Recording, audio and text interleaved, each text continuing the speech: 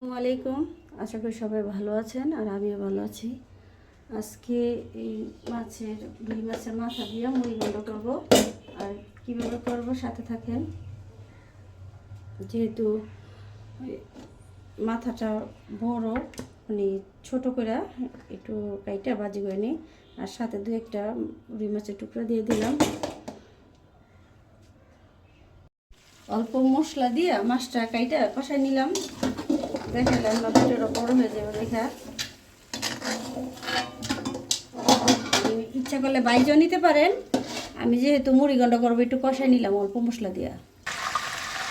এই কষানো তেলে আমি এই যে দুটো এলাচ, দুটো দারচিনি আর দুটো তেজপাতা দিয়ে দিলাম। আর এখানে দিয়ে দিব যে আমি পেঁয়াজ কুচি।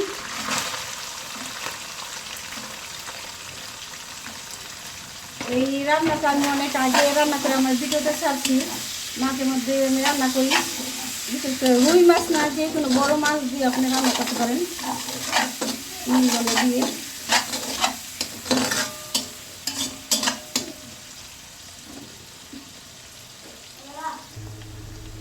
এই তো লেজটা বেশি ভাজবো না, হালকা ভাজা হয়েছে।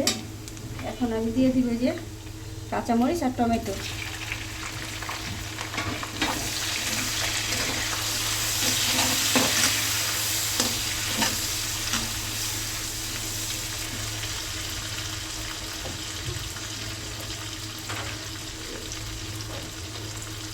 পরিমাণ মতো আদা রসুন দিব, আর একটু বাটা, আদা রসুন বাটার একটু বেশি দেবেন।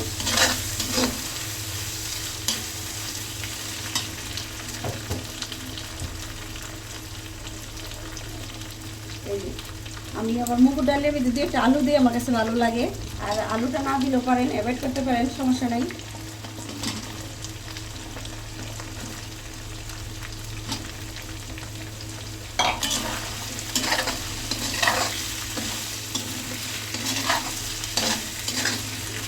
মশলার আগে আলুটা দিলাম কিসের জন্য? তেলে আলুটা ভাজা হয়ে গেলে আলুটা ভালো লাগবে। আর এই যে এখানে আগের থেকেই মুগুর ডাল আমি ভাইজা ধুয়ে রেখে দিয়েছিলাম, এখন জর্জর হয়ে গেছে, এটা দিয়ে দিব।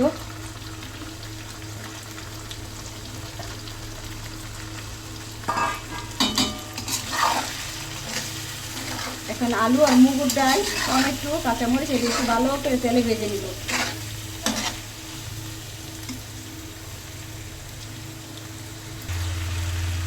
এই তো 5-10 মিনিটের মতো বাইজে নিলাম আলু, মুগুর ডাল। আর এখানে যেহেতু কাঁচামরিচের পরিমাণটা একটু বেশি দিচ্ছি, শুকনো মরিচটা একটু কম দিব। এই যে হলুদের গুঁড়ো দিয়ে দিলাম।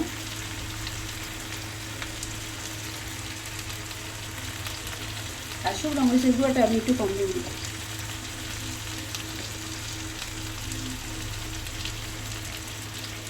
আর এখানে আমি জিরার গুঁড়ো দিয়ে দিব, কাঁচা জিরার গুঁড়ো, বাদাটা না।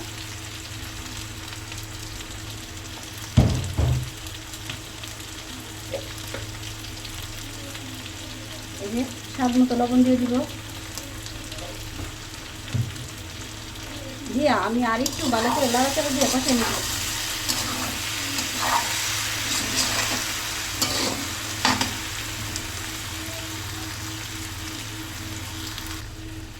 এই তো কষানো হয়ে গেছে। এখন আমি একটু পরিমাণ মতো পানি দিয়ে দিব। পানি আরও লাগবো, পরে দিব এটা আমি। এই পানিটা দিয়ে আমি ডালটা আলুটা সিদ্ধ করে নিব। এখন চুলা আঁচটা বাড়ায়া ঢাকনা দিয়ে ঢেকে দেব।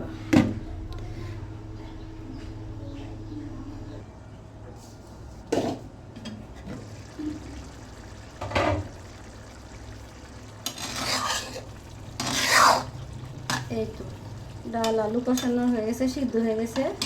এখন এই যে কষানো মাছের মাথা, রুই মাছের মাথা, এটা দিয়ে দিলাম।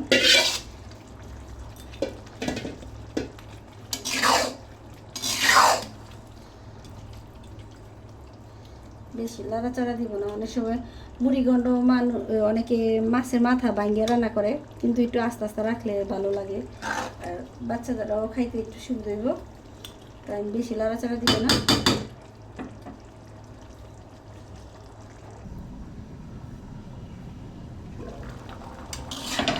এই রান্না শেষ। ঠান্ডা হইলে আর একটু শুকাই যাব। মুগের ডালটা অনেক শুকায় যায়।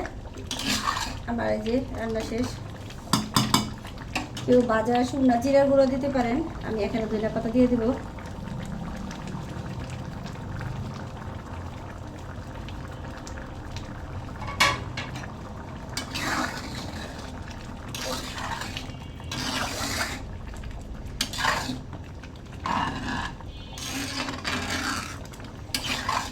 রান্নাটা কেমন হলো সবাই বাসায় ট্রাই করে দেখতে পারেন। আল্লাহ হাফেজ।